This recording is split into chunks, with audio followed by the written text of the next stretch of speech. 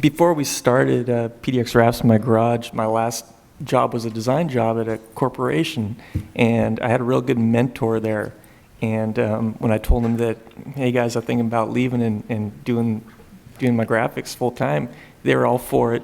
And Steve, my boss, the owner of the company, total cool businessman, multi-millionaire dude, he said, I'm going to keep track of you, Case. Go do it. And if it fails, you're welcome back. And he'd stop by the shop every once in a while back in the early days, and he goes, Case, how's it going? I said, Steve, it's going good. Made the right choice. Everything's great. And he goes, are you getting every job? And I go, yeah, I'm getting every job that comes in the door. And he goes, why? And just like, another light bulb. He says, you shouldn't be raise your prices. If you're getting every job, you're not charging enough. And that has stuck with me for 12 plus years. So that's one thing think about that. If you're getting every job, I even tell my guys, Austin, my shop manager, I said, don't be afraid to add that extra 250 or because you always come down, you can't go up, And then the biggest thing at the shop lately is managing customer expectations. So you got to do that. You got to let people know what they're getting.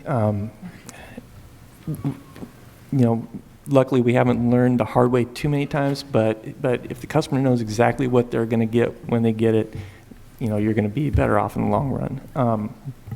And then one more thing, I went to Justin's boot camp, and the thing that struck a chord there with me is seconds equals hours.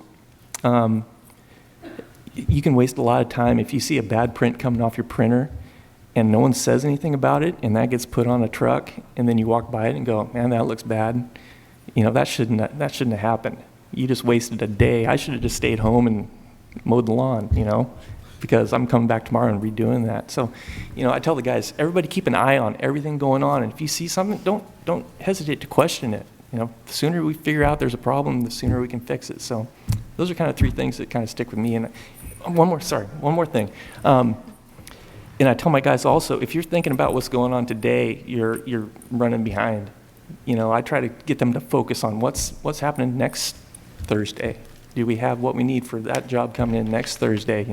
They kind of get stuck in the day, and which is good. They focus on what's going on. But 9 times out of 10, if I go, Austin, do we have material for that full wrap coming next week? Ooh, crap. Yeah, I'll get on that. So just look ahead. If you're working today, you're kind of running behind. So